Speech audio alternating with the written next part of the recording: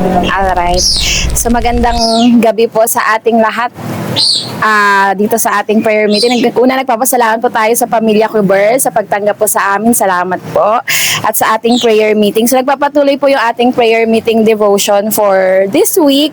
At ngayong linggo po, dudugtungan po natin yung pinag-aralan din naman po natin last week tungkol na pag-aralan natin sa prayer night, yung kung maalala nyo yung unshakable prayer. So this week po and tonight, pag-aralan naman natin yung isa pang klase ng panalangin. So bukod sa unshakable prayer na natutunan natin last week, na kung saan ano man ang mangyari, hindi na shake yung ating panalangin, buo pa rin tiwala natin. Ganun. Ngayon naman po, pag-aralan naman natin yung patungkol sa persistent prayer. So bago po ang lahat, i-define po muna natin yung persistent prayer. Pag sinabi po nating persistent, sa Tagalog po, ito po ay masigasig or mapilit or walang tigil. So yun po yung ibig sabihin ng persistent. So pag sinabi po nating persistent prayer, ang ibig sabihin po nun ay yung masigasig na panalangin, panalangin na mapilit, or yung walang humpay na pananalangin. So ngayon, alamin po natin kung paano nga ba magkaroon ng isang persistent prayer life. So bago po ang lahat, tayo po muna ay basahin po muna natin yung sorry sa aking voice. Basahin po muna natin yung focus ng ating devotion ngayon. So merong story sa Bible na kung saan makikita natin doon yung isang masigasig, yung isang panalangin na hindi tumigil, yung isang panalangin na tuloy-tuloy, na hindi nilubayan, hindi tumigil hanggat hindi niya nakuha yung sagot sa panalangin niya. So mababasa po natin yung kwento mula po doon sa Matthew chapter 15. So hiling lang po ako ng isang magbabasa para maging may dala po akong Bible. So hilingin po natin si Jomer na basahin po yung mula verse 21 hanggang verse 28. Iyan po yung kwento, kung maalala nyo po, ng Canaanite woman, yung babae mula po sa lugar ng Cananea. At yun, mula po doon pag-aralan po natin yung storya po niya. Salamat, Jomer. Ito ang mic. May kat-kat mo. Yeah. Ang pananalig ng isang Cananea. Umalis doon si Jesus at nagpunta sa lupaing malapit sa Tiro at Sidon. Isang Cananea na nakatira doon ang lumapit sa kanya na sumisigaw, "Panginoon, anak ni David, maawa po kayo sa akin. Ang anak kong babae ay sinasapian ng demonyo at labis na pinapahirapan ito." Ngunit hindi sumagot si Jesus. Lumapit ang kanyang mga alagad at sinabi kay Jesus, "Palisin na nga po ninyo siya. Napakaingay niya at sunod ng sunod sa atin." Sumagot si Jesus, "Sa mga naliligaw na tupa ng sambahayan ng Israel, lamang ako isinugo." Ngunit lumapit sa kanya ang babae, lumuhod at nagmakaawa. "Tulungan po ninyo ako, Panginoon." Sumagot si Jesus, "Hindi dapat kunin ang pagkain ng mga bata at ibigay sa mga aso." "Totoo nga, Panginoon. Ngunit ang mga aso man ay kumakain ng mumong nalaglag sa hapag ng kanilang Panginoon." Tugon ng babae. At sinabi sa kanya ni Jesus, "Ginang, napakalaki ng iyong pananampalataya. Mangyayari ang hinihiling mo." At noon di gumaling ang kanyang anak. Salamat, Jomer. Pagpalain ng Diyos ang pagbasa ng kanyang salita. Tayo po muna ay manalangin. Panginoon, salamat po dahil kami po muli ay makakarinig ng iyong mensahe. Salamat po sa matututunan po namin mula po sa istoryang aming nabasa. Patuloy na samahan niyo po kami as we study your word. Salamat po in Jesus' name. Amen. Ayan, so ngayong gabi po, mula po dun sa nabanggit na nabasa nating story, ay ang goal po natin is malaman natin paano nga ba magkaroon ng persistent prayer life. So, kukunin natin hihimay-himayin natin yung story para mula doon makuha natin yung sagot dun sa tanong po natin. So, tatlong paraan po para sagutin po yung tanong na paano nga ba magkaroon ng persistent prayer life. Tatlong bagay. Ayan. So, unang bagay. So, number 1, sabay-sabay po nating basahin yung number 1. 1, 2, 3. Patuloy na manalangin kahit di tahimik ang Diyos. Ayan. So, kung mapapansin nyo, doon po sa ating binasa, mula po doon sa verse, ay, hindi ko pala nailagay yung verse. Kung meron po kayong daladalang Bible dyan sa phone or physical Bible, buksan nyo po yung verse 21 to 23. Mula po doon, makikita po natin na, ayun. Ay, meron ba dyan? Ay, oo nga, no? Ito pala, i-flash pala natin siya para mas mabalikan natin yung story. So kung background lang po bago po mangyari itong story, ito po yung panahon na si Lord Jesus Christ ay nangangaral na po. Siya po ay nakakuha na po ng mga disciples niya. Siya po ay nagsisimula na ng ministry niya. Siya po ay nakapagpagaling na ng mga may sakit sa lahat ng mga pinupuntahan niya. Nagtuturo siya ng mabuting balita, nagtuturo siya ng patungkol sa kaharian ng Diyos, nagpapalayas na siya ng mga masasamang espiritu mula dun sa mga tao at mga himala, nakakagawa na siya ng mga himala dito kung saan nga nakakabuhay na siya ng mga patay. So ibig sabihin, ang dami na po niyang nagagawang ministeryo at dahil po doon, nakikilala na po siya sa kanyang community. At dahil po doon, nagiging famous na ba? Kumbaga, nagiging famous na po siya doon sa community nila. At dahil doon, at mula po doon, since siya nga po ay nagiging famous na, isang araw po lumabas po siya nung area niya. Kumbaga, mula po doon sa community sinasaturate niya, isang araw lumabas po siya doon. At mula po doon, mayroon siyang naka-encounter na babae. Ito nga po yung tinatawag nilang Canaanite woman or babae sa Cananea. Tapos, ito po yung encounter nila na feeling ko famous po itong story na to kasi medyo kakaiba siya, may twist, kumbaga po So, kung mapapansin nyo po at kung maaalala nyo po yung storya, ikukwento ko na lang ng mabilisan. Ito po yung panahon na lumapit po yung babae. Kumbaga, kung ma-imagine nyo po kung sa movie, kung napanood nyo na po siya, naglalakad si Jesus kasama yung mga disciples niya. Tapos biglang may sumisigaw sa likod na babae, Panginoong Jesus, Panginoong Jesus. So ibig sabihin, sinusundan niya ang Panginoong Jesus. At alam po natin, mula dun sa binasa po natin, na yung babaeng humahabol doon sa ating Panginoong Jesus ay may malaking problema. May pinagdadaanan. At yung pinagdadaanan nga po niya ay nabanggit naman sa storya, yung isa po niya, yung anak po niyang babae ay merong ay sinasaniban ng masamang spiritu. So dahil sa bigat ng kanyang problema at dahil alam niya at aware na siya sa katangian ng Panginoong Jesus at nung nabalitaan niyang paparating, so nagkaroon siya ng chance na lumapit ngayon sa Panginoong Jesus. So sabi po dito, eto po, sinabi niya, maawa po kayo sa akin. So ramdam na ramdam po natin yung bigat ng pinagdadaanan po niya, no? Kasi hinabol niya talaga, ayaw niyang palampasin yung pagkakataon na since nandito na pala si Lord Jesus Christ malapit sa akin, gagamitin ko na yung opportunity, hahabulin ko talaga siya. So ganun kabigat yung pinagdadaanan niya. Tapos, at kung maalala niyo po ano yung kasunod na nangyari, ayan. So dito medyo kakaiba yung reaction ni Lord Jesus Christ kasi yung naging initial reaction niya nung naririnig niya may tumatawag sa kanya mula sa likod. Ang sabi dito sa sunod na verse, ngunit hindi sumagot si Jesus. So dito pag mapapansin po natin, ayan, sa mga panahon, kung i-relate po natin sa pananalangin, may mga panahon po na na-experience na ba yun? Yung may mga panahon na tayo'y nananalangin pero parang tahimik ang Diyos. Na parang wala po tayong maramdaman. Na parang 1 week na ako nagpipray, parang wala pa ring sagot. 1 buwan na ako nagpipray pero parang hindi ko pa rin makita yung sagot sa panalangin ko. Pero tinuturo po sa atin ngayong gabi, again, yung pagkakaroon ng persistent prayer life, isang bagay na kailangan nating matutunan is, number 1, patuloy tayong manalangin kahit tila tahimik ang Diyos.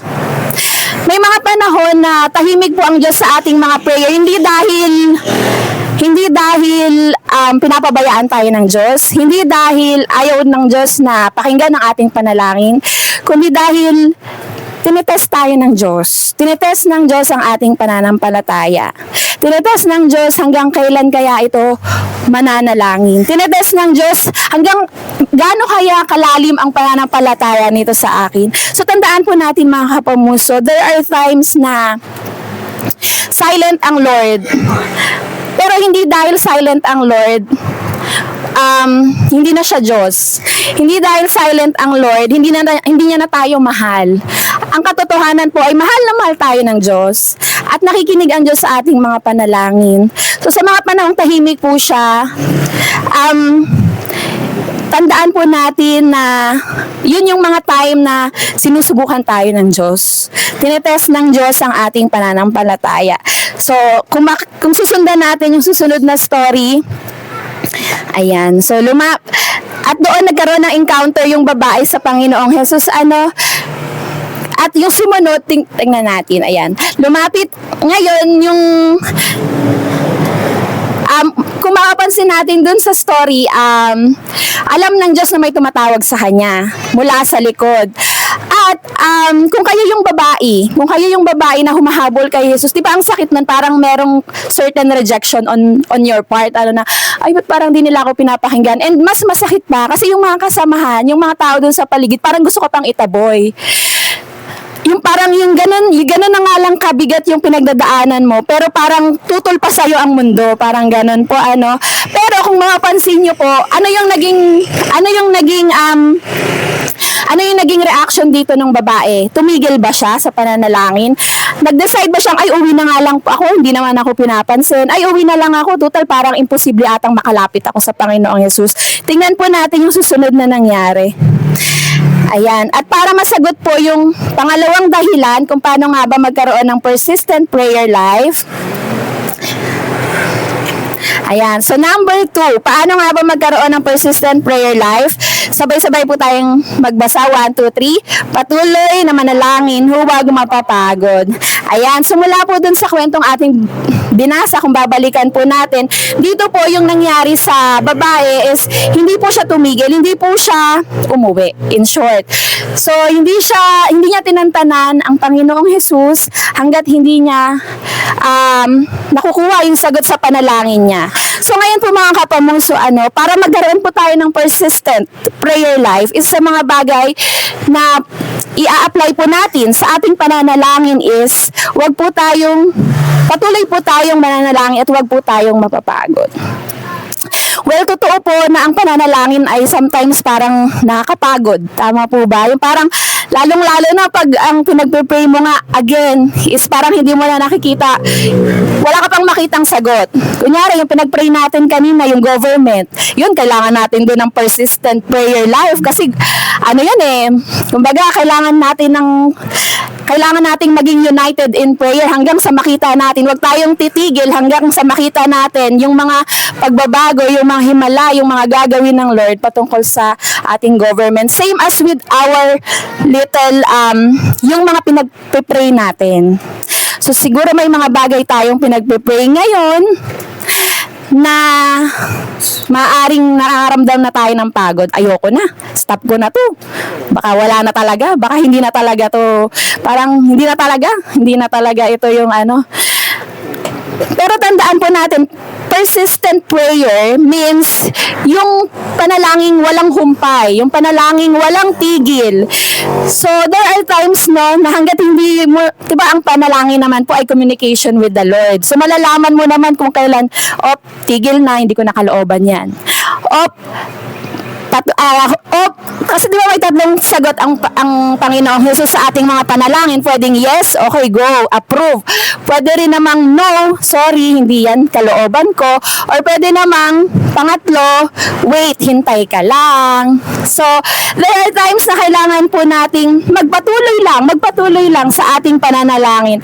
Dahil again, ang pinapanalangin po natin ay Diyos na makapangyarihan. At ang pinapanalanginan po natin ay Diyos na mahal tayo. Hindi niya tayo pababayaan. Kaya anuman yung maging sagot sa panalangin natin, in the end, alam natin kalooban iyon ng Diyos. Alright po? So, pangatlong dahilan, last na po ito bago tayo mag-conclusion. So, paano nga ba magkaroon ng persistent prayer life? Number 3, 1, 2, 3. Patuloy na manalangin ayon sa ating pagkakilala sa Diyos. Ayan, so, balikan po natin yung story ng Kanaanite woman. This time, nagkausap na sila ng Panginoong Jesus tungkol doon sa dinudulog ng Kanaanite woman sa ating Panginoong Jesus. So this time, nagkaroon na sila ng sagutan. Ngayon, ayan. So, para masagot natin yung tanong na paano nga ba magkaroon ng persistent prayer life, mula doon sa story, ano yung ipinakita ng Kanaanite woman sa paglapit niya sa Panginoong Jesus.